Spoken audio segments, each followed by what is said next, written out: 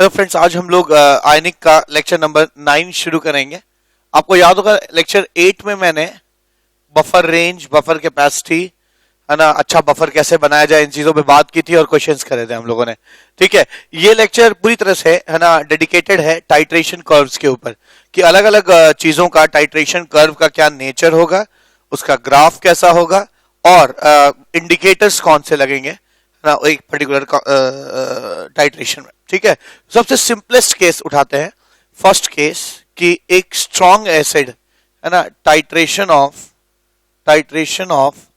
Strong acid and strong base.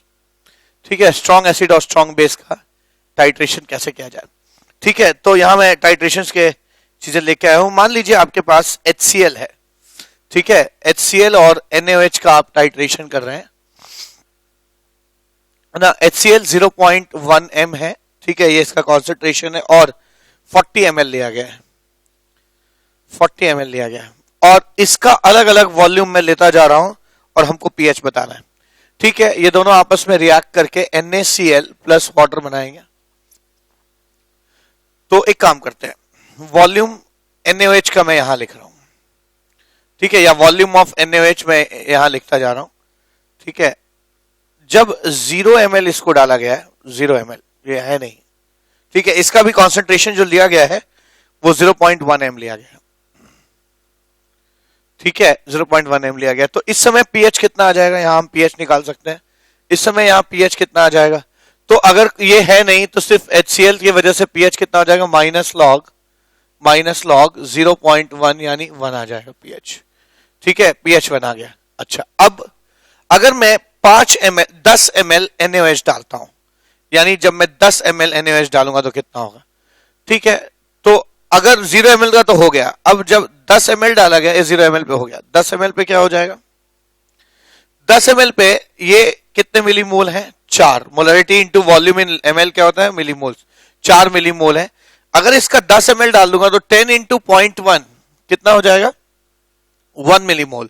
ठीक है, 1 0 dash, ये एक इससे रिएक्ट कर जाएगा, 3 0 1 डैश। अब ये कैसे पीएच निकलेगा इसका पीएच, तो इसका पीएच बड़ी आसानी से निकल जाएगा। देखिए NaCl में ये दोनों स्ट्रॉन्ग बेस और स्ट्रॉन्ग एसिड्स आए हैं, हाइड्रोलिसिस करेंगे नहीं, ये है नहीं, यानी HCl सिर्फ कितना बचा है, 3 मिलीमोल्स। ठीक है, तो माइनस लॉग, खाली HCl बचा है स्ट्रॉन्ग एसिड का पीएच कितना हो जाएगा, माइनस लॉग स्ट्रॉन्ग एसिड का कॉन्सेंट्रेशन। स्ट्रॉन्ग एसिड का कॉन्सेंट्रेशन कैसे निकलेगा, स्ट्रॉन्ग एसिड के मिलीमोल्स 3 मिलीमोल बाय वॉल्यूम कितना है, 40 इसका और 10 ml इसका, 50 ml। ठीक है, अपॉन 50 कर लीजिए। ठीक है, ये कितना आ जाएगा ना, log 50/3, ये आ जाएगा 1.22 आएगा। ठीक है, 1.22 आ गया। ठीक है, अब तो बेसिकली कर क्या रहा हूं, 10 ml बाद ये हालात है, 0 ml जब NaOH नहीं डाला था तब pH 1 था, 10 ml NaOH डालने के बाद pH 1.22 है। ठीक है, अब 20 ml डालने के बाद क्या होगा, तो देखिए 10 तो आप पहले ही डाल चुके हैं, यानी 10 और डालेंगे तब आप 20 ml NaOH के उसमें पहुंचेंगे। तो जब तक ये नहीं था तब तक ये तो 3 था, 10 आप पहले डाल चुके हैं, यानी 10 ml और डालेंगे तो 10 ml इंटू मोलारिटी यानी 1 मिलीमोल आ जाएगा यहाँ पे। तो यानी आपने इस सॉल्यूशन में जो पहले 30 था अब 1 मिलीमोल और NaOH ऐड कर दिया। अब क्या होगा, ये 1 इससे रिएक्ट कर जाएगा, ये 2 बचा, ये 0 बचा, ये 2 हो गया, ये डैश। अगेन ये दोनों रिएक्ट नहीं करेंगे, HCl की वजह से पीएच तय होगा। पीएच कितना हो जाएगा, pH will be equal to minus log HCl, H plus का कॉन्सेंट्रेशन, HCl का कॉन्सेंट्रेशन कितना है, 2 मिलीमोल H प्लस है, डिवाइड बाई वॉल्यूम कितना हो जाएगा, 20 ml और 40 ml। ठीक है, 60 ml, तो ये log 1/30 हो जाएगा या log 30 हो जाएगा। log 30 कितना आता है, 1.48 आ जाएगा। ठीक है, इसकी वैल्यू 1.48 आ जाएगी। ठीक है, अब 20 ml पे हमने देख लिया, ऐसा ही करते हैं 30 ml पे देखते हैं। 30 ml पे क्या हो जाएगा, 30 ml पे तो आप 20 अब तक डाल चुके हैं, ये 2 था, यानी आप 10 ml और डालेंगे, 10 इंटू 0.1 यानी 1 मिलीमोल और ऐड करेंगे, 2 डैश, एक इससे रिएक्ट कर जाएगा, 1 0 3 डैश। ऐसे आ गया। अब पीएच कितना आ जाएगा, pH will be equal to minus log, है ना, number of moles of HCl 1 upon total volume, volume कितना हो जाएगा, है ना, 30 ml NaOH का और 40 ml क्या है HCl का, कितना हो जाएगा 70, ठीक है 70 ml हो जाएगा। ये कितना निकल के आ रहा है 1.84 आ जाएगा, ठीक है। मैं इस चीज को कंटिन्यू रख रहा हूं, ठीक है, मैं इस रिएक्शन को भले ही दोबारा लिख दे रहा हूं, पर अब मैं आगे टाइट्रेशन कंटिन्यू कर रहा हूं। HCl और NaOH आपस में, है ना, रिएक्ट करके NaCl और वाटर बना रहे हैं, ठीक है। सारे पीएच निकालने के बाद मैं इसको एनालाइज करूंगा। ऐसे ही अब मैं 40 ml के बाद क्या आ जाएगा, तो जैसे ही आपने 39.9 ml डाला होगा या 39 ml डाला होगा तो क्या आ जाएगा 39.9 ml डालने पे, तो अगर 39.9 ml का 39 ml डालिए पहले, 39 ml पे क्या हो जाएगा 39 ml तक ये कितना था 1 जो कि यहां से आया था, ठीक है 1 मिलीमोल था, ये 0 वो 3, ये 0 था और वो 3 था, ये डैश था।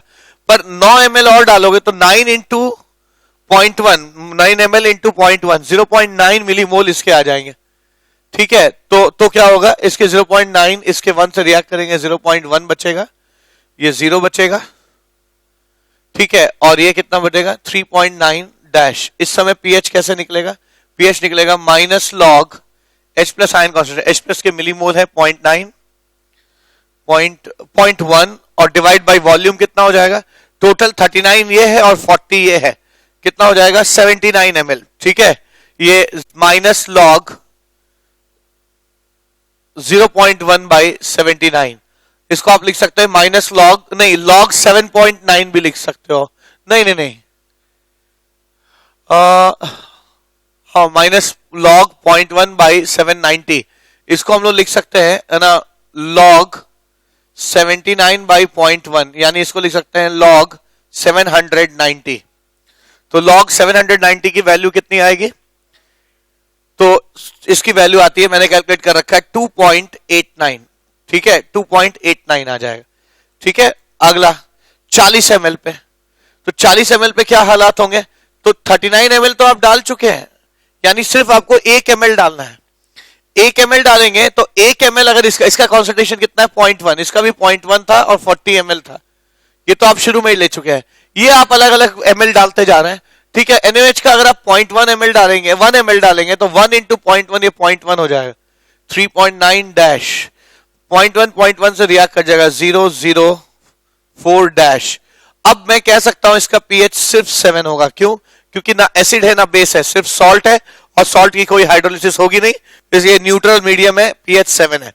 अब मैं एक काम करता हूं 41 ml कर देता हूं इसे, 41 ml, यानी ये तो है नहीं, 1 ml और डालता हूं मैं NaOH को, तो 1 ml अगर मैं और डालूंगा तो 1 ml जो है एक्स्ट्रा, ये तो खत्म हो चुका है HCl। जिस पॉइंट पर एसिड खत्म हो जाए इस पॉइंट को इक्विवेलेंस पॉइंट कहते हैं, इक्विवेलेंस पॉइंट कहा जाता है टाइट्रेशन में। इक्विवेलेंस पॉइंट मतलब जिसपे हमारा रिएक्टेंट पूरी तरह से रिएक्ट कर चुका है।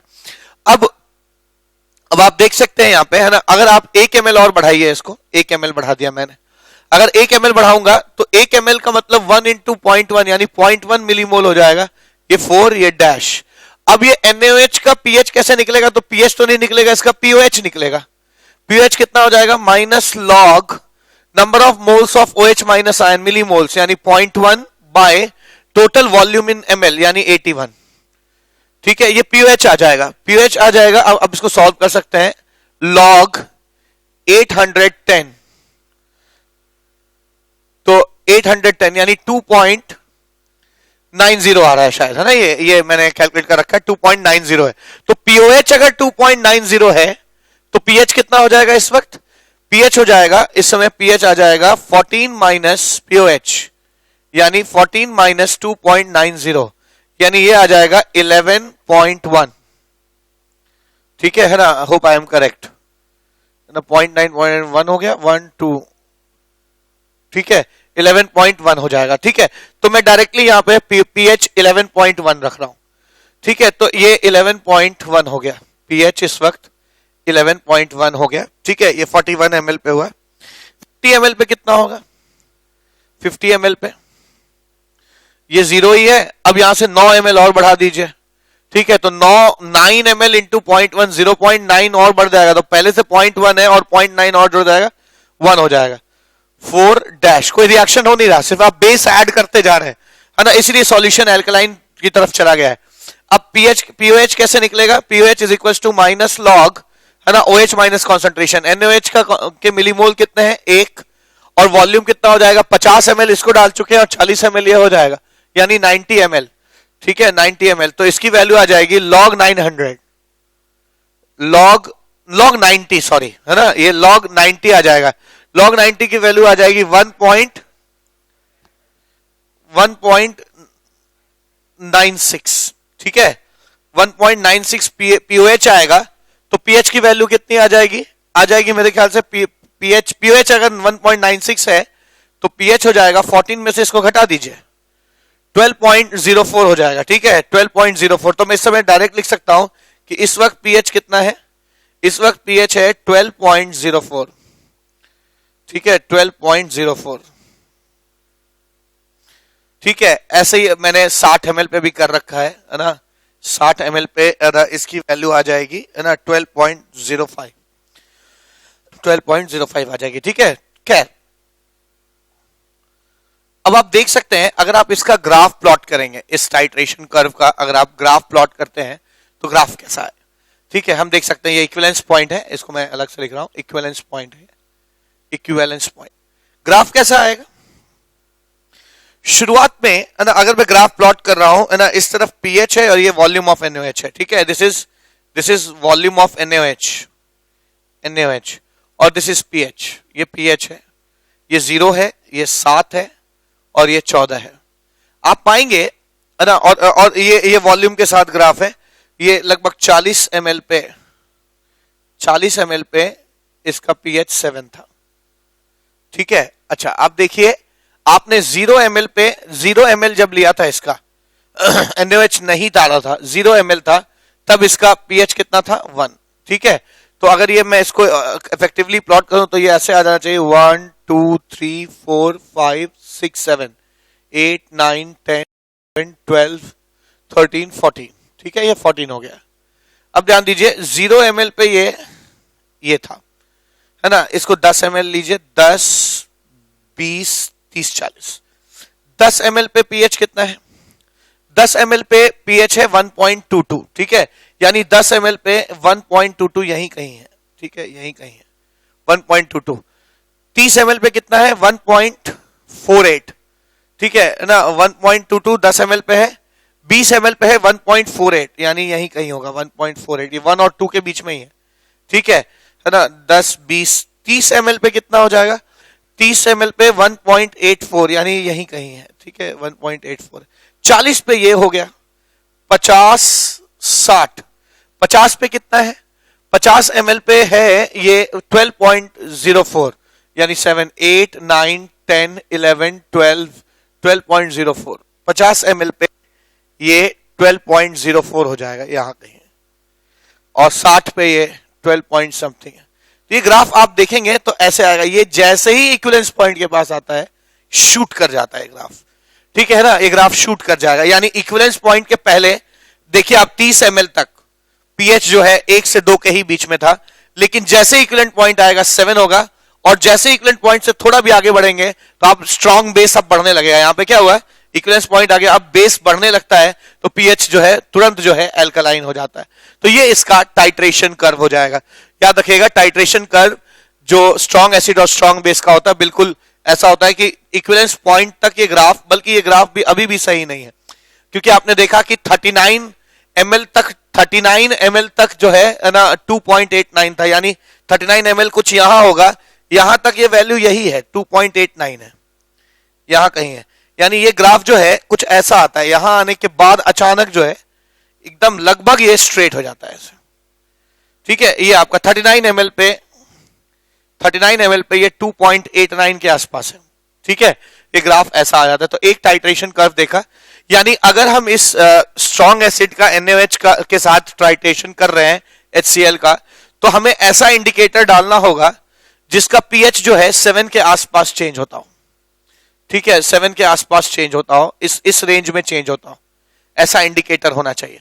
ठीक है, ताकि ना मतलब 7 से 8 के बीच में या 6 से 8 के बीच में पीएच अगर चेंज होने वाला इंडिकेटर आप डालेंगे तो 39 तक वो कलर नहीं दिखाएगा। देखिए इंडिकेटर क्या होता है मैं बताऊं आपको, इस टाइट्रेशन में हम इंडिकेटर्स डालते हैं। इंडिकेटर क्या बताता है, इंडिकेटर बताएगा कि कब पीएच, कब इक्विवेलेंस पॉइंट आ गया। ठीक है, इक्विवेलेंस पॉइंट पर इंडिकेटर रंग बदल लेता है।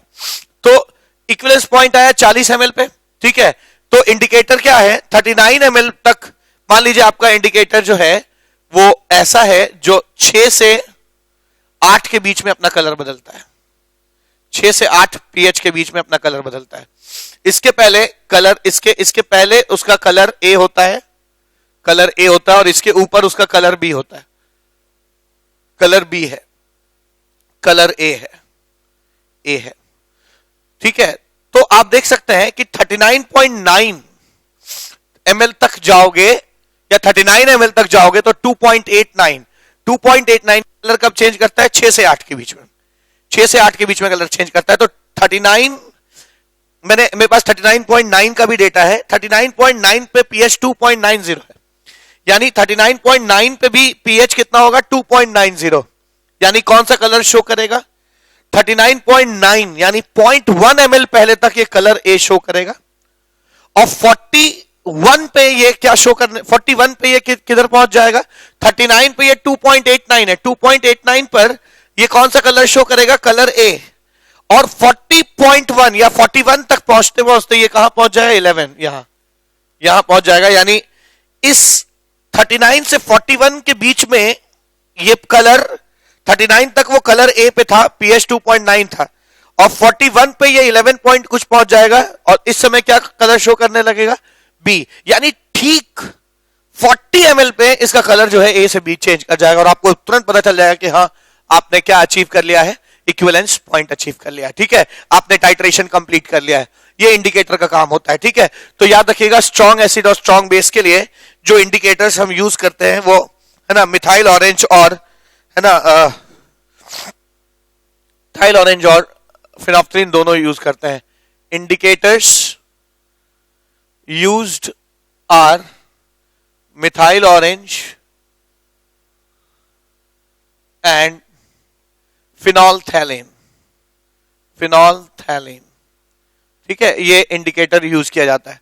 ठीक है, तो हम लोग ग्राफ प्लॉट करते जा रहे हैं और लास्ट में ठीक है ना हम लोग कोशिश करेंगे कि सारे ग्राफ को समराइज भी करते हैं। तो एक चीज तो मुझे समझ में आ गया कि स्ट्रॉन्ग एसिड और स्ट्रॉन्ग बेस का जो ग्राफ होता है वो इक्विवेलेंस पॉइंट तक उसमें उसके पीएच में बहुत स्लो चेंज आता है, बहुत स्लो चेंज आएगा, बहुत धीमे धीमे बढ़ेगा। लेकिन ठीक इक्विवेलेंस पॉइंट पर वो 2 से 11 जंप कर जाता है और फिर उसके बाद वो फिर धीरे धीरे धीरे चेंज करता है, ज्यादा धीरे धीरे, ज्यादा तेजी से चेंज नहीं करता। ठीक है, ये इसके ग्राफ का नेचर है। अच्छा, स्ट्रॉन्ग एसिड स्ट्रॉन्ग बेस देख लिया हम लोगों ने। उल्टा करते हैं, सेकंड केस। अगर मैं स्ट्रॉन्ग बेस को नीचे रखूं, मतलब जिसका अमाउंट नोन हो, और उसको स्ट्रॉन्ग एसिड से टाइट्रेट करूं तो क्या होगा, तो ग्राफ जस्ट इसका इन्वर्टेड आएगा। वजह क्या है मैं बताता हूं। ठीक है, अब की बार आप क्या कर रहे हैं, NaOH आपने फिक्स्ड अमाउंट में ले लिया, आपने NaOH फिक्स्ड अमाउंट में लिया है।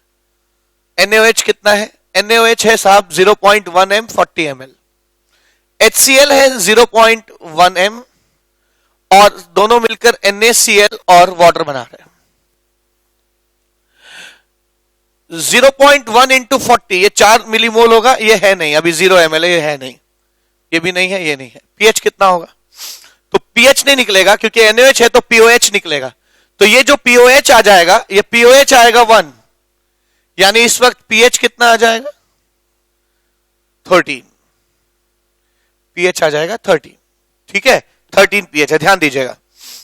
अब 10 ml अगर आप HCl डालेंगे तो जब ये तो 4 मिलीमोल है ही है, 10 ml डालेंगे 10 इंटू 0.1 हो जाएगा। ठीक है, 1 हो जाएगा, 410 डैश, ये इससे दिया गया 301 डैश। अब क्या ये POH कैसे निकलेगा, इसका POH निकल जाएगा, इसका POH हो जाएगा माइनस लॉग OH के कितने मिलीमोल हैं? 3। वॉल्यूम कितना लग गया? 10 और 40 50। pOH आ रहा है 1.22, तो pH कितना आ जाएगा इस वक्त? इस वक्त pH आ जाएगा 12.78। ठीक है, तो हमने जो पिछली पढ़ाई की है वो यहां काम आ जाएगी। ठीक है, तो ऐसे ही आप यहां 20 ml के बाद क्या होगा? 20 ml डालते ही 20 इंटू 0.1, ठीक है, 20 इंटू 0.1 हो जाएगा। 10 तो आप डाल चुके हैं, 10 और डालेंगे। 10 इंटू 0.1 इज 1, 3 1 1 डैश 1 इससे दिया 2 0 2 डैश, दोनों 2 मिलीमोल हो गए, 2 मिलीमोल हो गए। तो NaOH में OH की मात्रा कितनी है? 2, और डिवाइड बाय वॉल्यूम कितना है? 60, यानी ये pOH हो जाएगा, pH हो जाएगा। और ये pOH अगर इतना आ रहा है तो इस वक्त pH कितना आएगा? pH आ जाएगा 12.52। ठीक है, 12.52। तो इसी तर्ज पर मैं आगे बढ़ रहा हूं। यहां पर pH कितना हो जाएगा? यहां पर pH हो जाएगा, है ना, 30 ml पे pH हो जाएगा 12.16। ठीक है, 12.16 हो जाएगा ये।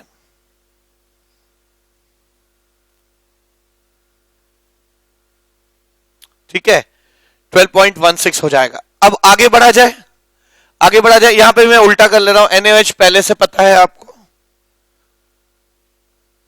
टाइट, और इसको ऊपर से डाला जा रहा है टाइट्रेशन करते वक्त। ठीक है, 39 ml पे pH कितना है? इस ग्राफ को मैं मिटा रहा हूं। ठीक है, हम फिर से नया ग्राफ प्लॉट करेंगे। ठीक है, हम नया ग्राफ प्लॉट करेंगे अभी pH के साथ। अब इस ग्राफ को मैंने मिटा दिया। ठीक है, पहले pH की वैल्यूज निकाल लें कि कितनी आ रही है सारी pH की वैल्यू। ठीक है, तो आप देखेंगे कि यहां जब pH आ रहा है 2.89, तो pOH कितना आ रहा होगा? ये pOH है ना, 2.89। तो इस वक्त pH कितना हो जाएगा? मैं इसको डायरेक्ट लिख रहा हूं। pH हो जाएगा 11। ठीक है, pH to 11.11। 39 तक 11.11 है। 40 पे pH अगर 7 है तो pOH, अगर ये pOH है, pOH अगर 7 है तो pH कितना हो जाएगा? pH भी 7। और यहां पे pH 7 है, यहां पे pOH कितना निकल के आया? 11.1। ठीक है, pOH निकल के आया, ये सब pOH है। ठीक है, pH निकल के आया 11.1, तो pH कितना हो जाएगा? pH हो जाएगा 2.9। ठीक है, ये pH आ गया 2.9। ऐसे ही इस जगह पर pOH अगर इतना है तो pH आ जाएगा 1.96। ठीक है, और यहां पर pOH अगर इतना है तो pH कितना आ जाएगा? 1.95। अब आइए इसका ग्राफ प्लॉट करते हैं। तो इसका ग्राफ पिछले ग्राफ से कुछ खास डिफरेंट नहीं है। यहां मैं आप बता रहा हूं, ये 40 है, 40 है, ये 0 10 20 30 50 60 है। ठीक है, ये 7 है, ये 1 2 3 4 5 6 1 2 3 4 5 6 8 9 10 11 12 13 और ये 14 है, मान लीजिए। ठीक है, ये pH का है। आपको पता है कि 7 पे इक्विवेलेंस पॉइंट आया है, दोनों एसिड और बेस रिएक्ट करके 7 पे जो pH है वो 7 ही है। ठीक है, 0 पे कितना है? तो जब मैंने 0 ml लिया था तब pH कितना था? 13। यानी जब मैंने 0 ml लिया था तब pH था 13। जब मैंने 10 ml लिया तो 12.78, यानी 10 ml पे 12.78, ये रहा, ये 12.13 और 14 के बीच में 12.78। 20 ml लेने पे क्या हो जाएगा? 20 ml लेने पे ये 12.52 हो जाएगा, है ना, यानी 20 ml लेने पे ये 12.52 हो जाएगा। ठीक है, और 30 ml लेने पे ये 12.16 हो जा रहा है, यानी 30 ml लेने पे ये 12. अभी भी 12 और 13 के ही बीच में है, 12.16 हो जा रहा है। ठीक है, 39 लेने पे ये कितना हो जा रहा है? 11.11, यानी 39, अगर यहां पे 39 है तो 39 के समय ये 11.11 है। 40 पे ये 7 है। 41 पे ये क्या हो जाएगा? ड्रास्टिकली डिक्रीज कर जाएगा। 41 पे 2.89 हो जाएगा, यहां आ जाएगा ना, 41 पे ये 2.89 आ जाएगा यहां, ठीक है 2.89 और थोड़ा नीचे ही हो जाएगा ये, है ना, 2.89 यहां आ जाएगा 41 ml पे। 50 ml पे ये कहां पहुंच जाएगा, 1.96 ये यहां आ जाएगा।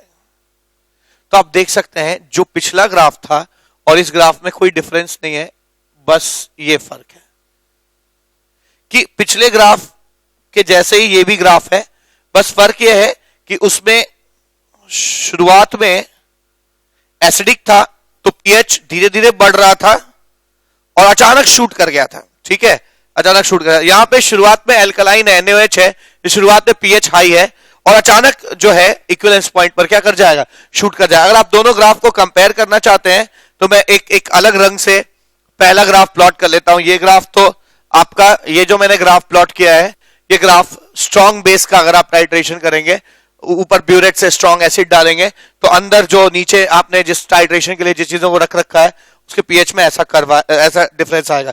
जबकि अगर आप, है ना, यही अगर आप एक स्ट्रॉन्ग एसिड का स्ट्रॉन्ग बेस से कर रहे होते हैं तो ग्राफ ऐसा आता। दोनों ग्राफ कंपेरेबल, एक जैसा नेचर है, दोनों ग्राफ एक दूसरे के मिरर इमेज जैसे दिखते हैं। जो पिछला ग्राफ फर्स्ट केस से बताया था उसका ये मिरर इमेज हो जाएगा ये ग्राफ।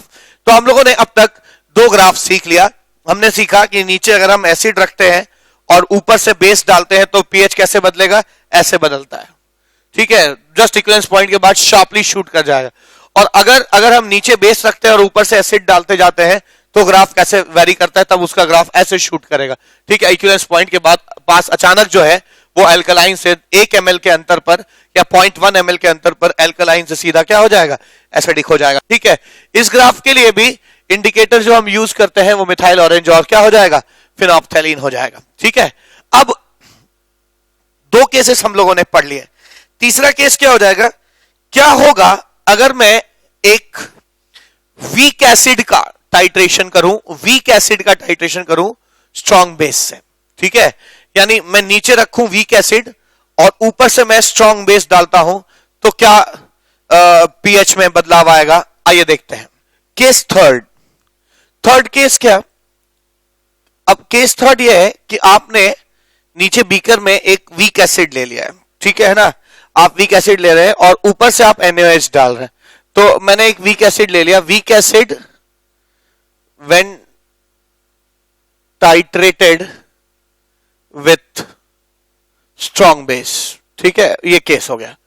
तो एक काम करते हैं, एक वीक एसिड ले लेते हैं, acetic acid CH3COOH plus NaOH changes into CH3COONA plus water, ठीक है ना, plus H2।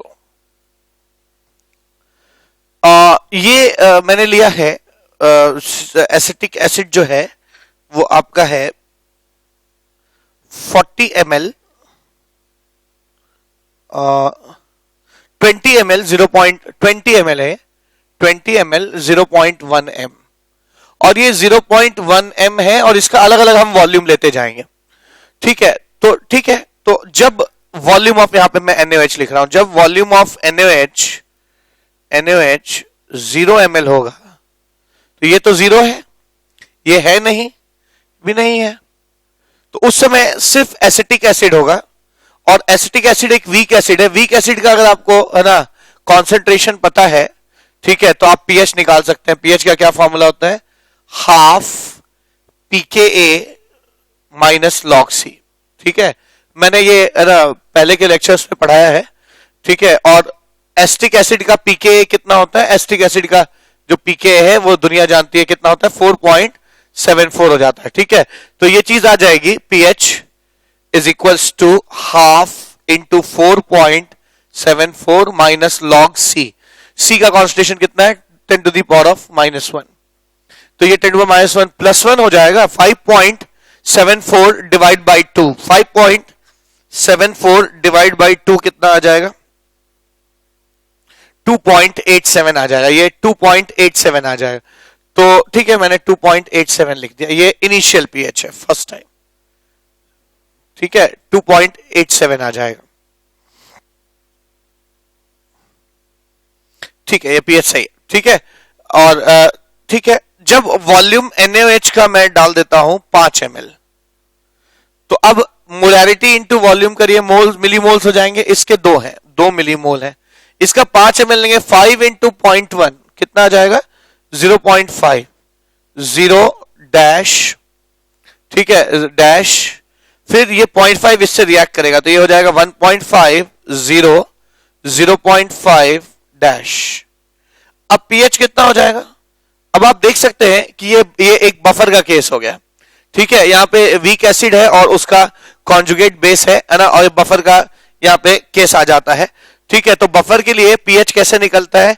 pKa 4.74 plus log salt का मिली मोल्स। अच्छा, इसमें हेंडरसन इक्वेशन में हम है ना मिली मोल्स रख सकते हैं, इसकी हमें फ्रीडम है, ठीक है। तो ये आ जाएगा लगभग 1/3 आ जाएगा, log 1/3 is minus log 3, minus log 3 is minus 0.48, तो 4.74 माइनस 4.74 माइनस 48, 4.26, यस, ठीक है। ये चीज आ जाएगी 4.26 पीएच आ गया,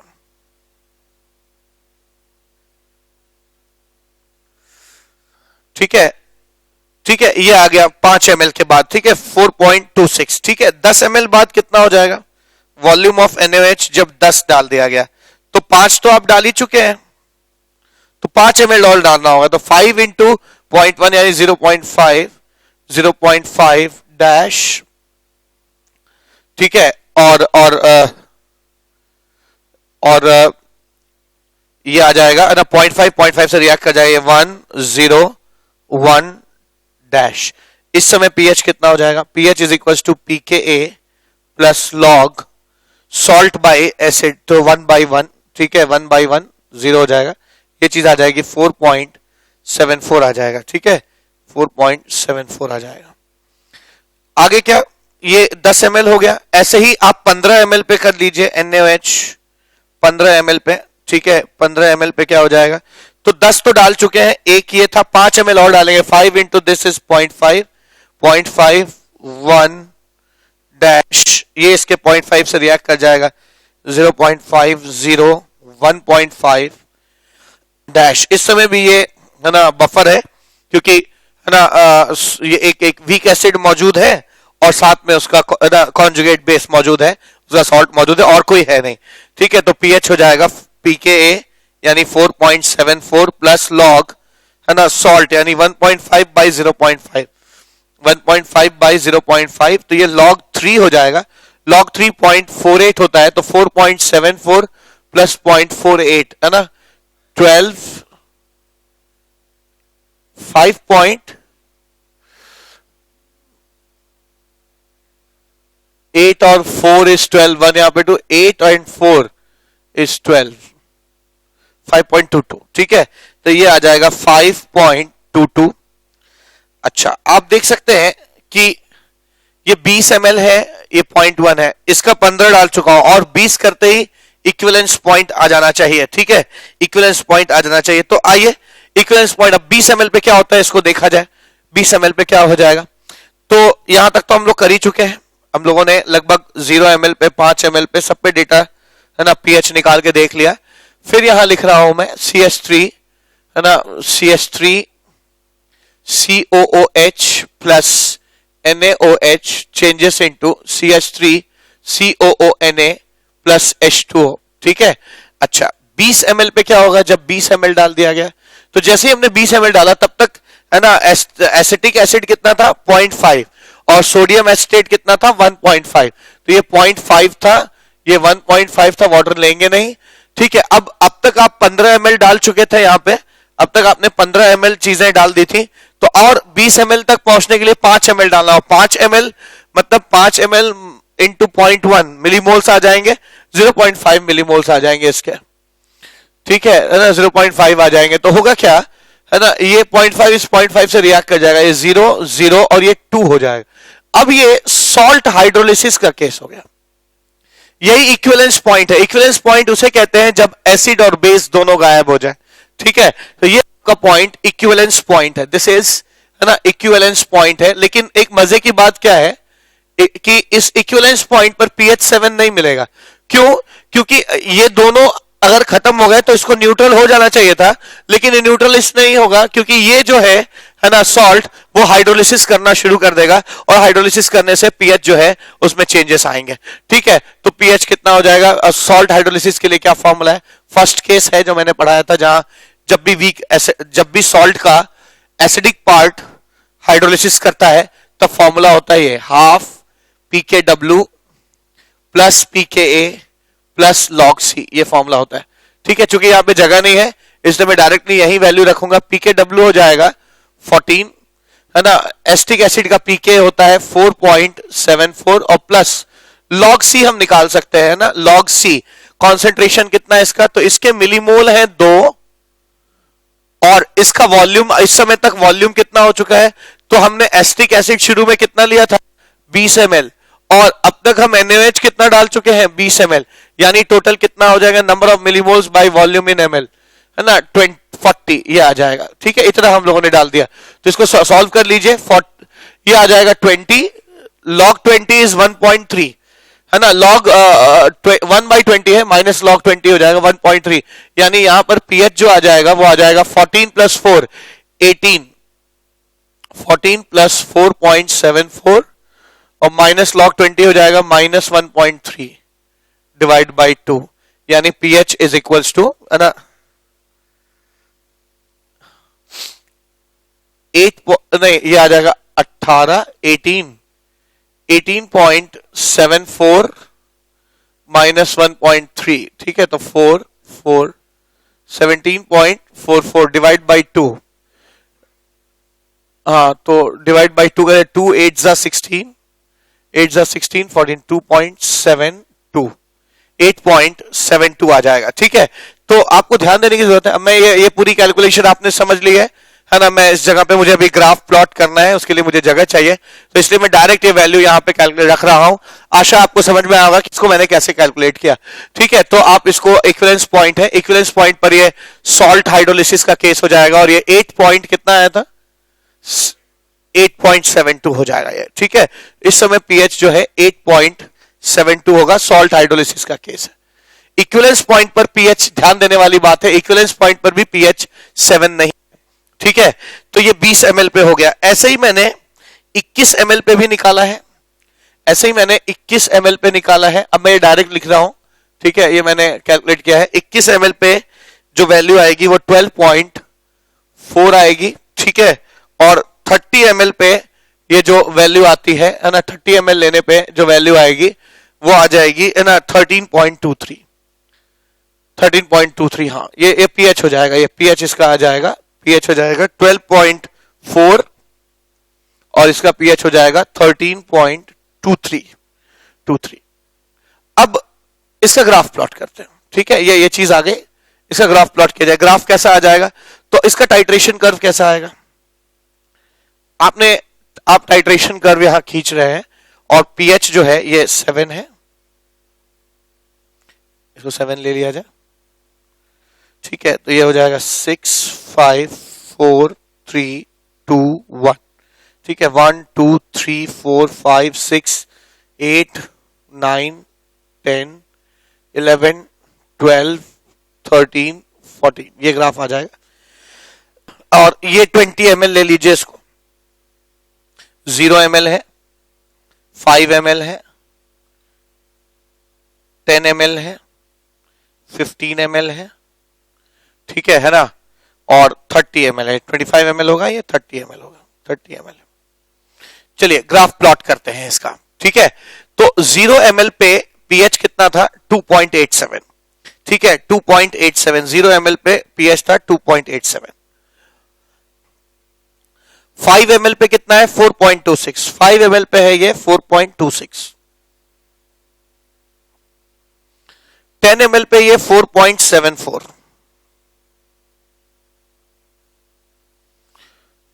ठीक है, 15 ml पे ये 5.22, 15 ml पे ये 5.22। 20 ml पे लेकिन है ना, ये जाते जाते है ना, ये 8.72 पहुंच गए। यानी 20 ml पे जाते जाते ये 8.72 पहुंच जाएगा, यहां ये पॉइंट आ जाएगा। ठीक है, और फिर आप देख सकते हैं 21 ml पे 12 पॉइंट, मतलब जस्ट यहीं पे बगल में, जस्ट 21 ml पे ये ग्राफ जो है 12.72 पहुंच गया यहां,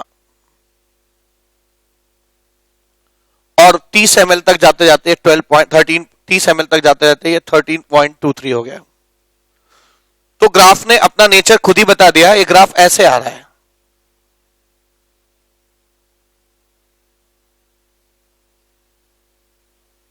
ऐसे आ रहा है, ठीक है, ये ग्राफ बिल्कुल ऐसा आ रहा है। शुरू में रैपिड इंक्रीज है पीएच का, फिर पीएच थोड़ी देर के लिए लगभग कांस्टेंट हो जाता है, और फिर अचानक शूट करके बेसिक मीडियम में चला आता है ना। और ध्यान रखने की जरूरत है कि इक्विवेलेंस पॉइंट पर, ठीक है, इक्विवेलेंस पॉइंट पर पीएच जो है वो लगभग इसका 9 के आसपास है, 8.72 है। ठीक है, ये ग्राफ आया। अब इसके पीछे रीजंस हैं कि ये ग्राफ ऐसा क्यों बिहेव करता है ना, इसके पीछे रीजंस हैं। ठीक है, तो मैं सारे रीजंस लिखा देता हूं यहां पे, एक एक करके मैं सारी बातें कर देता हूं। पहली बात तो यहां पर है ना, इन दिस केस याद रखिए, इसको याद रखेंगे, फिनोल्फथैलीन is used as indicator। दूसरी बात क्या है ना, फिनोल्फथैलीन यूज करते हैं इंडिकेटर के रूप में। ठीक है, दूसरी चीज क्या, ये जो शुरुआत में बहुत ही शार्प चेंज है, मैं कह सकता हूं इस पॉइंट को ए बी, ठीक है, तो है ना A B C D E F, ठीक है, ऐसे कर सकते हो। इस ग्राफ को मैंने छोटे छोटे टुकड़ों में बांट दिया। तो रीजन ए बी जो है, ए से बी का जो रीजन है, इसमें शार्प पीएच में इंक्रीज इसलिए होता है क्योंकि यहां पर एसिटिक एसिड शुरुआत में एसिटिक एसिड जो है वो कुछ ना कुछ डिसोसिएटेड रहा होगा, क्योंकि वीक एसिड है, थोड़ा सा डिसोसिएटेड रहा होगा। NaOH डालेंगे तो OH के फ्री आयंस इसके फ्री आयंस के साथ रिएक्ट करेंगे, तो अचानक सिस्टम से H+ आयन गायब होने से है ना पीएच बहुत रैपिडली बढ़ जाएगा। ठीक है, तो ये जो पीएच रैपिडली बढ़ा है रीजन ए तो बी के बीच में, ये बढ़ा है क्योंकि एसिटिक एसिड नेचुरली थोड़ा बहुत डिसोसिएटेड रहता है, और उसके अचानक H+ आयंस खत्म हो जाने की वजह से, जब भी H+ आयन कहीं से भी खत्म होते हैं, उसका पीएच शार्प इंक्रीज कर जाता है। तो रीजन जो ए एंड बी है ना, मैं कह सकता हूं कि initially fast change in pH is due to, initially जगह कम है इसलिए मैं छोटा लिख रहा हूं, initially fast change in pH is due to free H+ ions due to acetic acid. In pH is due to free H+ ions available due to dissociation of acetic acid।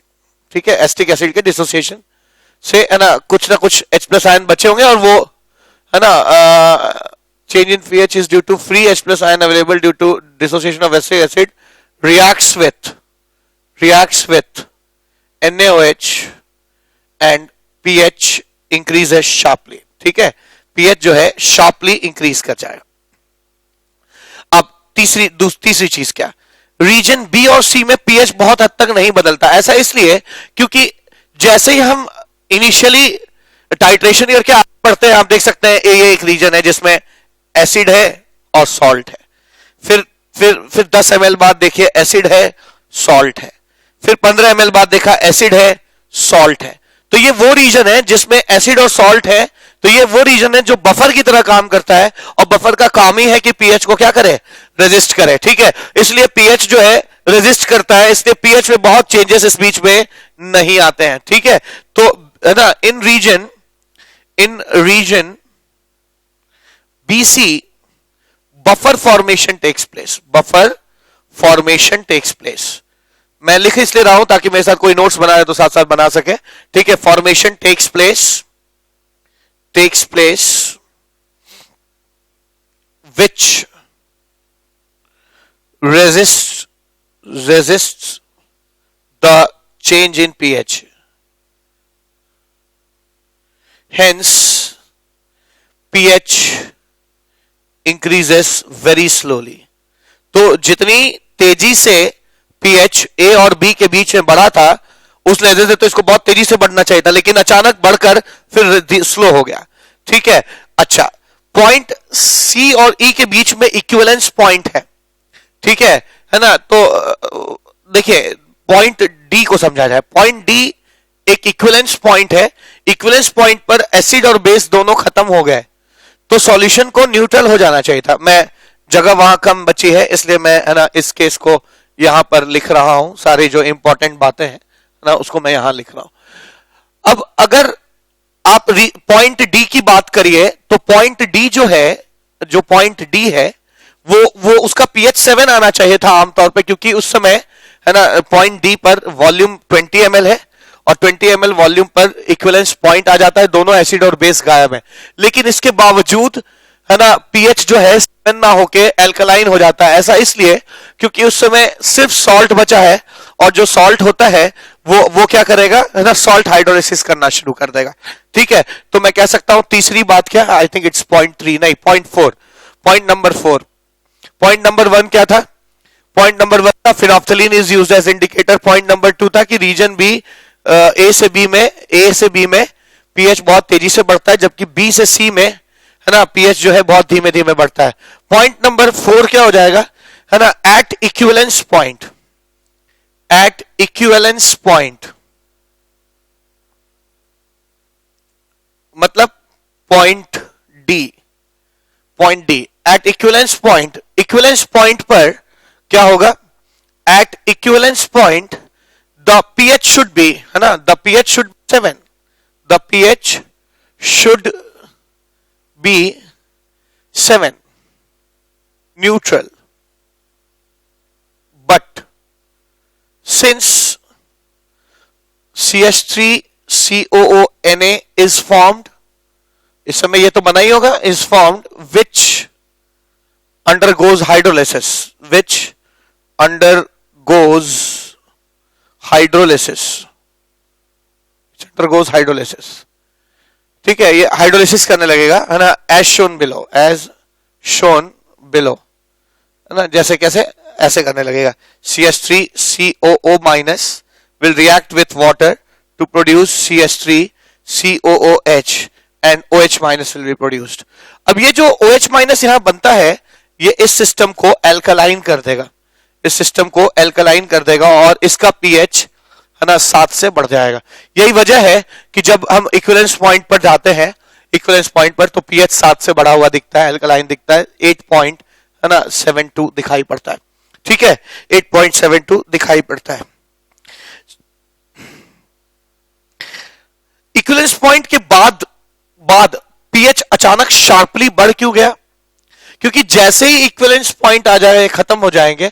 अब अगर आपने कुछ भी डाला तो आप सीधा सीधा एक स्ट्रॉन्ग बेस डाल रहे हैं, और स्ट्रॉन्ग बेस डालने पर पीएच जो है वो क्या हो जाएगा, हाईली एल्कलाइन हो जाएगा। ठीक है, तब इसका भी रोल नहीं बचेगा। ये तो थोड़ा बहुत OH बना ही रहा है, लेकिन अब सीधा आप OH डाल रहे हैं तो पीएच जो है शूट कर क्या हो जाएगा, है ना, एल्कलाइन हो जाएगा। तो मैं कह सकता हूं कि after equivalence point, last point, ठीक है, 5th पॉइंट क्या है, after equivalence point,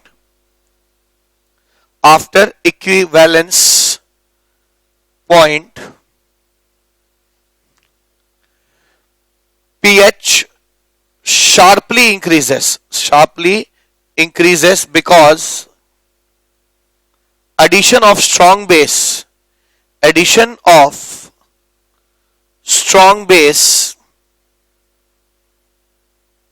makes the solution highly alkaline। ठीक है, makes the solution highly alkaline, makes the solution highly alkaline। ठीक है ना, तो इसलिए पीएच जो है बढ़ जाता है। तो केस नंबर 3 मैंने देख लिया कि जब वीक एसिड और, है ना, को आप स्ट्रॉन्ग बेस से टाइट्रेट करेंगे तो क्या होगा। चौथा केस क्या है? चौथा केस जस्ट इसका उल्टा होगा। जैसे इससे पहले हमने 2 केस देखे थे, दोनों एक दूसरे के मिरर इमेज थे, ऐसा यहां भी होगा। केस नंबर फोर्थ क्या हो जाएगा, आइए समझते हैं केस नंबर फोर्थ को। केस नंबर फोर्थ क्या हो जाएगा, केस नंबर फोर्थ है कि what will happen when a weak base when titrated with strong acid. फिर वही बात, शुरुआत में वीक बेस की वजह से कुछ OH होगा, जो जैसे ही आप HCl डालेंगे, स्ट्रॉन्ग एसिड डालेंगे OH कंज्यूम हो जाएगा। जब भी OH कहीं कंज्यूम होता है पीएच शार्पली गिरता है, तो इसका पीएच भी शार्पली गिरेगा शुरू में, यानी इसका ग्राफ कुछ ऐसा आएगा ना, शार्पली गिरेगा, बिल्कुल मिरर इमेज होगा, शार्पली गिरेगा। फिर क्या होगा, ये जो वीक बेस है, ठीक है, ये वीक बेस स्ट्रॉन्ग एसिड से रिएक्ट करेगा, ठीक है, मैं यहां पे बता रहा हूं, मैं यहां पे लिख के दिखा रहा हूं, डेमोन्स्ट्रेट कर रहा हूं। अब जब वीक बेस स्ट्रॉन्ग एसिड से रिएक्ट करेगा तो क्या होगा, एक बेसिक बफर बनना शुरू हो जाएगा। जैसे क्या, वीक बेस ले लीजिए NH4OH, ठीक है, और साथ में ले लीजिए स्ट्रॉन्ग एसिड HCl, मिलकर क्या बना रहे हैं, NH4Cl प्लस वाटर, ठीक है। तो इसके पूरे डिटेल में नहीं जा रहा हूं क्योंकि ये बिल्कुल केस थर्ड की तरह ही है, आप इसको ऐसे ही समझ सकते हैं। अब क्या होगा, मान लीजिए ये 4 मिलीमोल है, ये 0 है, ये 0 है, ये 0 है, ठीक है। इसके बाद 4, ये 1 बना, 0 डैश, एक इससे रिएक्ट कर गया, मान लिया 3 0 1 डैश। अब ये बेसिक बफर बन गया है ना, वीक बेस और उसका सॉल्ट है, ठीक है, वीक बेस और उसका सॉल्ट है, ये बफर है। ये तब तक माजरा चलता रहेगा जब तक ये दोनों 0 नहीं हो जाते, ठीक है, दोनों 0 नहीं हो जाते, तब खाली ये बचेगा, ठीक है, कुछ ये बचेगा, 4 है ना, 4 बनेगा ये। तो जब तक ये 0 नहीं हो जाते तब तक ये जो रीजन है इसमें हर बार आपको वीक बेस और उसका कॉन्जुगेट मिलेगा, यानी ये जो रीजन है वो बफर की तरह काम करेगा।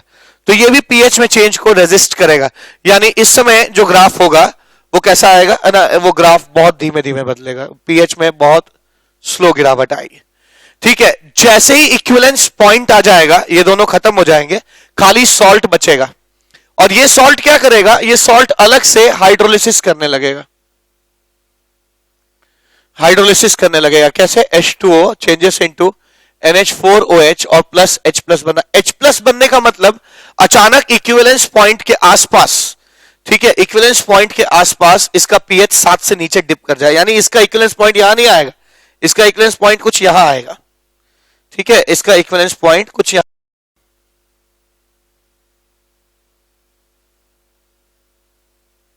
ठीक है ना। इक्विवेलेंस पॉइंट जो है ये आ रहा है फॉर 20 ml है ना, ये इसका इक्विवेलेंस पॉइंट होगा, कुछ 7 से नीचे आ जाएगा, ठीक है। तो ग्राफ कैसा आएगा इसका ग्राफ बिल्कुल इसी की तरह आएगा, ठीक है। और फिर वही होगा, और इस इक्विवेलेंस पॉइंट के बाद अगर आप और एसिड डालेंगे तो पीएच जो है इसका शार्पली डिक्रीज कर जाएगा, ठीक है।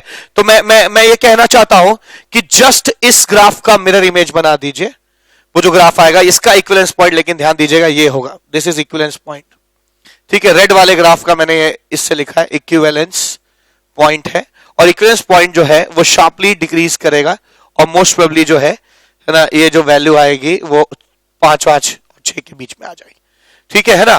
तो ये दोनों ग्राफ मैंने एक्सप्लेन कर दिया। यहां पे भी यही होता है ना, पीएच रैपिडली डिक्रीज करेगा, यहां पीएच ऑलमोस्ट क्या बना रहेगा, कांस्टेंट बना रहेगा ड्यू टू बफर फॉर्मेशन, और यहां पर इक्विवेलेंस पॉइंट पर चूंकि सॉल्ट की हाइड्रोलिसिस का केस बन जाएगा तो मीडियम एसिडिक हो जाएगा, इसलिए इक्विवेलेंस पॉइंट पर मीडियम का पीएच जो है 7 से क्या आएगा, नीचे आएगा, और इसके बाद अचानक आप स्ट्रॉन्ग एसिड डालते जा रहे हैं तो पीएच में शार्प डिक्रीज हो जाएगा, और पीएच जो है ना एल्कलाइन सॉरी एसिडिक के रेंज में चला जाएगा, ठीक है। तो हम लोगों ने यहां पे 4 ग्राफ देख लिए है ना, हम लोगों ने देखा कि नीचे स्ट्रॉन्ग एसिड रखते हैं, ऊपर से स्ट्रॉन्ग बेस डालेंगे, ग्राफ कैसा होगा, स्ट्रॉन्ग बेस रखते हैं, स्ट्रॉन्ग एसिड डालेंगे, ग्राफ कैसा होगा, वीक एसिड रखते हैं, स्ट्रॉन्ग बेस डालेंगे, ग्राफ कैसा होगा, वीक बेस रखेंगे, स्ट्रॉन्ग एसिड डालेंगे, ग्राफ कैसा होगा।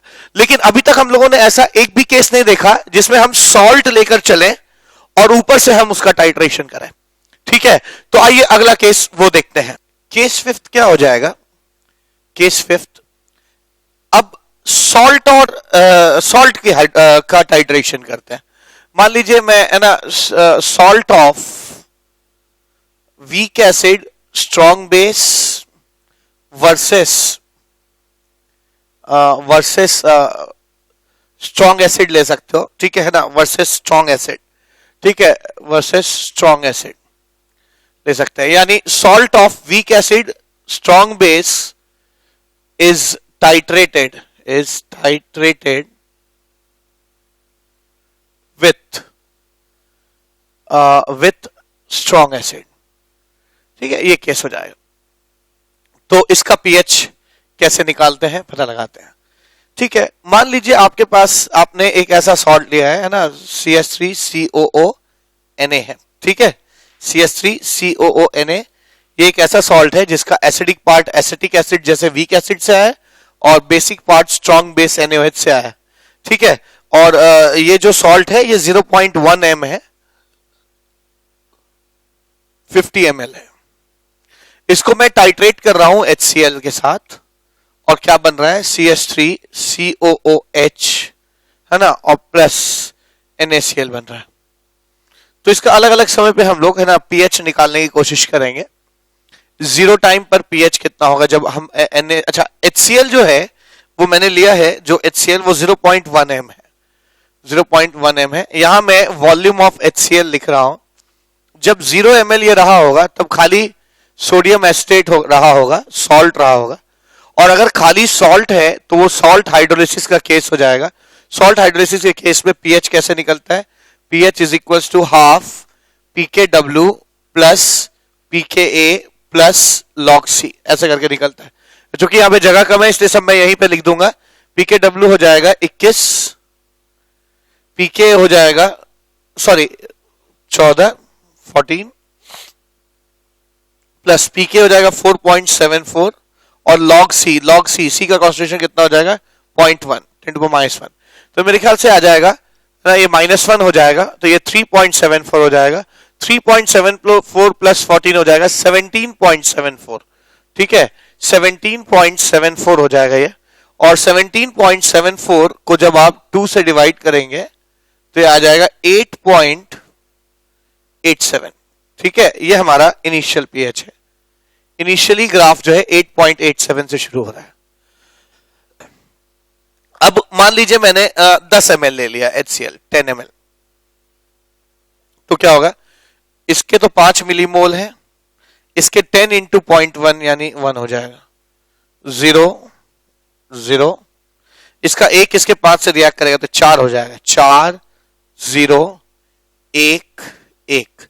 Na और Cl किसी काम के नहीं है क्योंकि NaCl में Na स्ट्रॉन्ग बेस से आया है जो कि, और Cl जो है स्ट्रॉन्ग एसिड से आया है। स्ट्रॉन्ग एसिड और बेसिस के कॉन्जुगेट कुछ नहीं करते हैं, रिएक्ट नहीं करते, तो इनका कोई रोल नहीं है।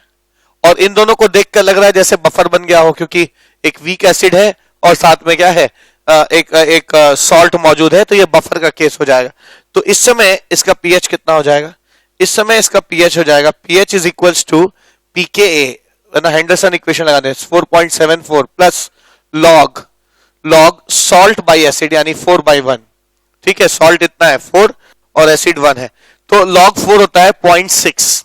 ठीक है, log 4 होता है 0.6, तो ये फाइनली कितना आ जाएगा 4.74 प्लस 0.6 यानी है ना 5.34 आई गेस। ठीक है, 5.34 आ जाएगा। तो मैं इसका डायरेक्ट वैल्यू लिख रहा हूं, 5.34 लिखा मैंने, ये इसका पीएच आ जाएगा 5.34।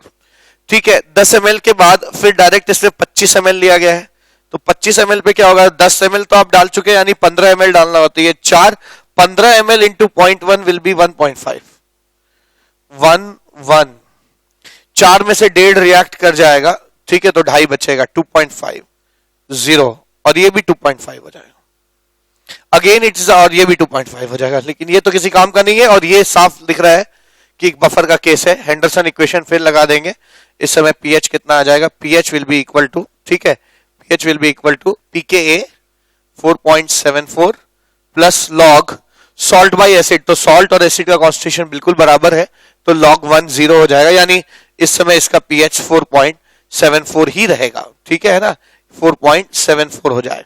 ऐसे ही 25 ml हो गया। ठीक है, 25 ml हो गया। 40 ml पे क्या होगा, जब 40 ml हो जाएगा, ये 40 ml यानी 15 ml और 15 ml और डाला गया है इसको। ठीक है, तो ये आपका 2.5 हो गया, 15 ml और डाला गया, 15 इंटू 0.1 विल बी 1.5। ठीक है, 1.5, 40 ml पे हम लोग निकाल रहे हैं इसको, ठीक है। तो 40 ml पे आ जाएगा, तो 15 और डाला गया, तो 2.5 तो था ही है पहले से, और 15 इंटू 1.5, 1.5, 2.5 ऐसे आ जाएगा। और मेरे ख्याल से ये पूरा 1.5 का 1.5 इससे रिएक्ट कर जाएगा, 4 हो जाएगा, 4 नहीं 1 बचेगा ये, ठीक है। ये 1 हो जाएगा, 1, ये 0 और ये 4 हो जाएगा, फिर ये और ये भी 4 हो जाएगा। ये फिर बफर का केस है, pH इज equal to pKa 4.74 plus log salt by acid, salt 1 है और एसिड जो है वो 4 है, ठीक है। सॉल्ट 1 है और एसिड 4 है, ठीक है। तो ये लॉग माइनस लॉग 4 हो जाएगा, यानी माइनस लॉग 0.6। तो इस समय जो pH आ जाएगा वो आ जाएगा 0.6, घटा दीजिए 4.14 हो जाएगा, ठीक है। तो मैं देख रहा हूं कि ये जो pH जो है ना बफर बनने की वजह से आसपास ही रह रहा है, ठीक है। और जब आप 50वां ml इसमें डाल देंगे, 50 ml, फिर यहां पे लिख रहा हूं मैं, ये कुछ ऐसा हो रहा है, CH, यहां पे वॉल्यूम लिखूंगा मैं, वॉल्यूम ऑफ HCl एडेड, है ना, CH3 COO COONA plus HCl changes into CH3 OOH plus NaCl, मैंने ऐसे लिखा, ठीक है। अब क्या होता है, यहां पे 40 ml डाला आपने, 50 ml ले लीजिए अब, ठीक है, 50 ml। तो जब 40 डाला था तब ये 1 था, ठीक है, ये 1 था, 40 अब तक डाल चुके हैं, यानी यहां पर मैं 10 ml और डालूंगा, 10 ml इंटू 0.1 कितना हो जाएगा, 1, ठीक है। एस्टिक एसिड कितना है, एस्टिक एसिड कितना है, 4, ठीक है, ये 4 है, ठीक है, और ये भी 4 है, ठीक है। और ये 1 में से 1 चला जाएगा, तो ये बचेगा 0 0 5 5। अब आप देख सकते हैं ये प्योर एसिड का केस है, वीक एसिड का केस है। वीक एसिड का पीएच हम लोगों ने सीखा है, half into pKa minus log C करके निकालते हैं हम लोग, ठीक है ना, लॉग सी करके निकालेंगे। सी कैसे निकलेगा, कॉन्सेंट्रेशन निकल जाएगा। एसिटिक एसिड के मिलीमोल्स कितने हैं, 5, और टोटल वॉल्यूम कितना अब तक गया है, 50 ml मैंने HCl डाला है और 50 ml मैंने CH3CONA डाला है, यानी ये 100 हो जाएगा, ठीक है, 100 हो जाएगा। तो दिस इज 1/20, यानी log 20 हो जाएगा। log 20 इज 1.3, ठीक है, log 20 इज 1.3, तो ये 4.74 प्लस 1.3 डिवाइड बाई 2 आ जाएगा, ये 4 10 6/2 कितना आ जा रहा है, ये 3.02 आ। तो ये पूरी कैलकुलेशन में हटा रहा हूं, ठीक है, और फाइनली मैं यहां पे रख रहा हूं 3.02 हो जाएगा। तो ये 3.02 हो गया,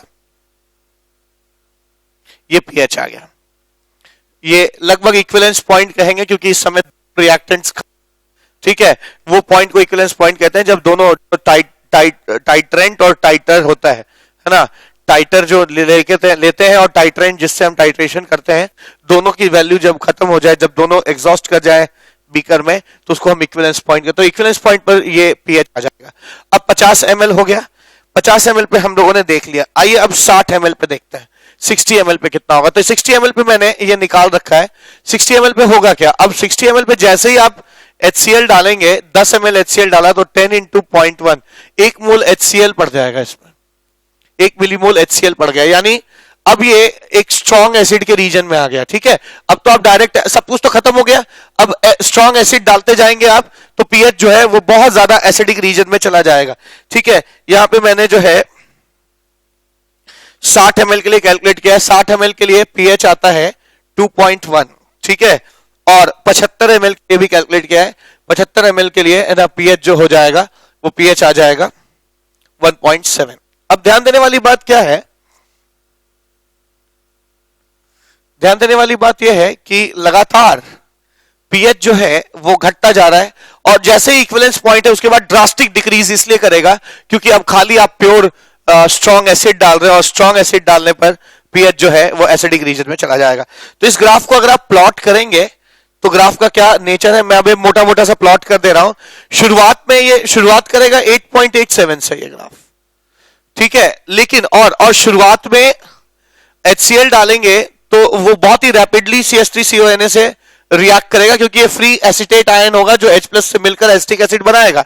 लेकिन जैसे जैसे ये बनता जाएगा आप बफर के रीजन में चले जाएंगे, और बफर के रीजन में जाने पर आपका पीएच बदलना बंद हो जाएगा। यानी शुरुआत में ये रैपिडली डिक्रीज करेगा, रैपिडली डिक्रीज किया है, फिर ये कांस्टेंट हो जाएगा और फिर ये ड्रास्टिकली डिक्रीज करेगा। ठीक है, लगभग ये कांस्टेंट इसलिए हो जाएगा, मैं बताता हूं, है ना, ये ऐसे ऐसे ऐसे हो जाएगा, ये कहीं ना कहीं एक इक्विवेलेंस पॉइंट आ जाएगा। ये इक्विवेलेंस पॉइंट है 50 ml, है ना, 50 ml। 50 ml के पहले क्या हो रहा है ध्यान दीजिएगा, यहां इस रीजन में, यानी इस A से B रीजन में, है ना, ढेर सारे, है ना, एसिटेट आयन मौजूद होंगे जो फ्री होंगे। अभी तक HCl नहीं आया, और H से रिएक्ट करके, है ना, ये जो फ्री है, आपने 4 बूंद डाला HCl, वो तुरंत रिएक्ट करके एसिटिक एसिड बनाएंगे। लेकिन शुरुआत में इनके रिएक्शन करने से इसका पीएच ड्रास्टिकली क्या करेगा, डिक्रीज करेगा, है ना, डिक्रीज किया। लेकिन जैसे ही थोड़ी देर में एसिटिक एसिड बनना शुरू होगा तो ये और ये मिलकर बफर फॉर्मेशन करेंगे, तो पीएच का बदलना कम हो जाएगा। यानी इस रीजन में बफर फॉर्मेशन हो जाता है, ये बफर फॉर्मेशन वाला रीजन है, बफर फॉर्मेशन होगा।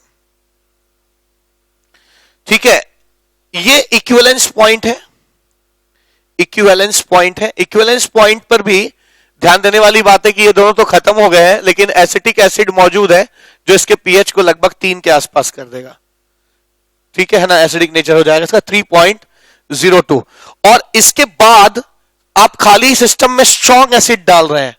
ठीक है, इसके बाद है ना, सी से आगे, सी ऑनवर्ड्स, इसके बाद जो है only strong acid is added which decreases the pH, which decreases pH drastically, which decreases, अब स्ट्रॉन्ग एसिड डालेंगे तो pH बहुत तेजी से कम हो जाएगा, decreases the pH drastically,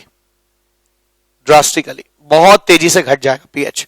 तो क्या सीखा आपने, A से B रीजन में इसलिए घटता है क्योंकि फ्री आयंस थे, B और C के रीजन में बफर बनने की वजह से pH का बदलना बंद हो जाएगा। और जैसे ही इक्विवेलेंस पॉइंट आया उसके बाद अगर आपने HCl डाला तो फिर वो टेस्ट ट्यूब में खाली स्ट्रॉन्ग एसिड ही दिखाई पड़ेगा, पीएच ड्रास्टिकली क्या कर जाएगा, डिक्रीज कर जाएगा। ठीक है, अच्छा अब बात की जाए लास्ट केस की।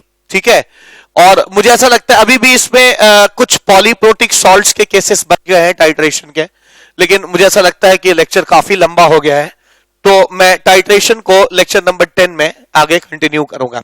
ठीक है, 10वें लेक्चर में कंटिन्यू करूंगा, बस ये लास्ट केस में से बता रहा हूं। तो लेक्चर नंबर 10 में हम लोग ना टाइट्रेशन ऑफ ऐसे सॉल्ट्स की, पॉलीवैलेंट सॉल्ट्स की, है ना, ये टाइट्रेशन वगैरह करके देखेंगे और इंडिकेटर्स पे भी बातचीत करेंगे। तो अभी फिलहाल लास्ट केस क्या हो जाएगा, salt of weak base and strong acid is titrated with strong base. तो क्या ग्राफ कैसा हो, मैंने कहा ग्राफ बिल्कुल इसी का ही क्या है ना, मिरर इमेज हो जाएगा। हल्का सा मैं एक्सप्लेन कर दूं आपको बस। ठीक है, बाकी मैं इसकी वैल्यूज नहीं रख रहा हूं इसलिए क्योंकि ये है ना बिल्कुल उसी तरह का ग्राफ आएगा, वैल्यूज जो है जस्ट ऑपोजिट हो जाएंगे।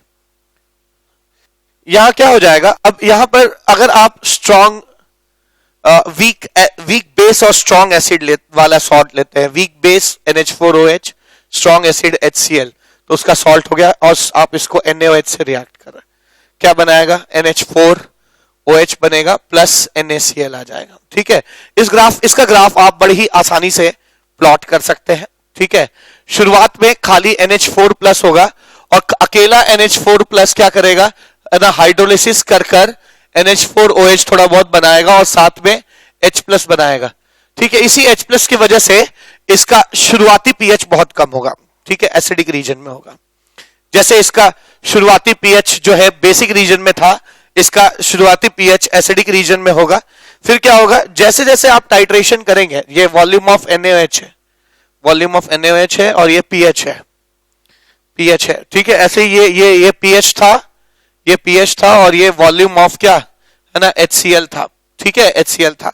यहां पे क्या होगा, फिर ये ड्रास्टिकली इंक्रीज करेगा, फिर ये थोड़ी देर के लिए कांस्टेंट हो जाएगा, फिर ये ऐसे कर जाएगा। ठीक है, इसके बीच में कहीं पर है ना, बढ़ते बढ़ते बढ़ते यहां पे कहीं इक्विवेलेंस पॉइंट आएगा, इक्विवेलेंस पॉइंट आ जाएगा, दिस इज इक्विवेलेंस पॉइंट, ये इक्विवेलेंस पॉइंट होगा।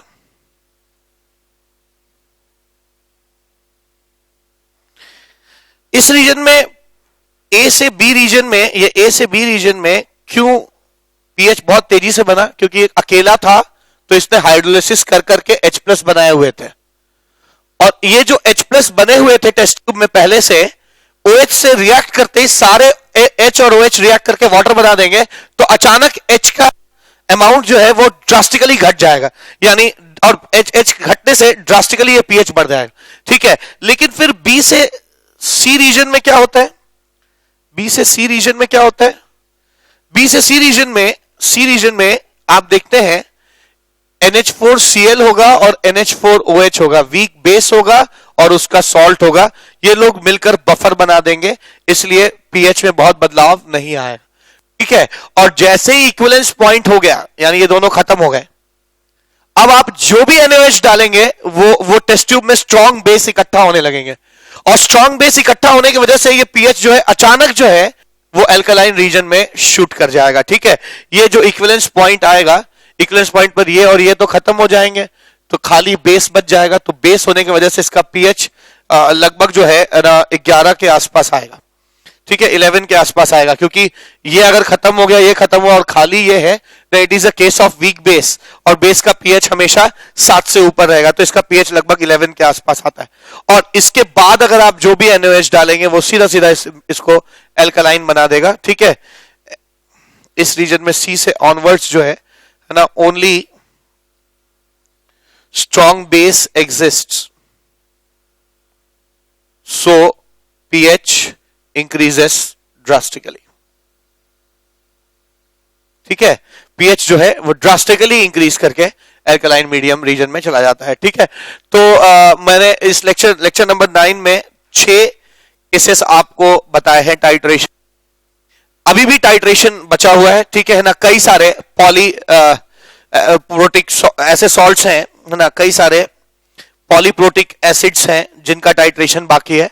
हाँ, अब तक हम लोगों ने मोनोप्रोटिक एसिड और मोनोप्रोटिक एसिड और मोनो एसिडिक बेसिस की ही टाइट्रेशन किया है। पॉलीप्रोटिक एसिड का भी टाइट्रेशन बचा है, ऐसे सॉल्ट्स का टाइट्रेशन बचा है जो पॉलीवैलेंट होते हैं, है ना, सॉल्ट्स जो होते हैं पॉलीवैलेंट आयंस जिन सॉल्ट्स में होता है, उनका टाइट्रेशन बचा है।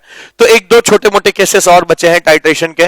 सिंस ये लंबा हो रहा है तो मैं सोच रहा हूं कि है ना, उन केसेस को मैं लेक्चर नंबर 10 में डील करूंगा। साथ में हम लोग इंडिकेटर्स के बारे में जानेंगे, उनकी फंक्शनैलिटी के बारे में पढ़ेंगे और उनके ऊपर कुछ क्वेश्चंस भी करेंगे ताकि उसकी अंडरस्टैंडिंग हमारी अच्छी हो सके। ठीक है, तो आज इस लेक्चर 9 में इतना ही। Thank you so much, have a nice day.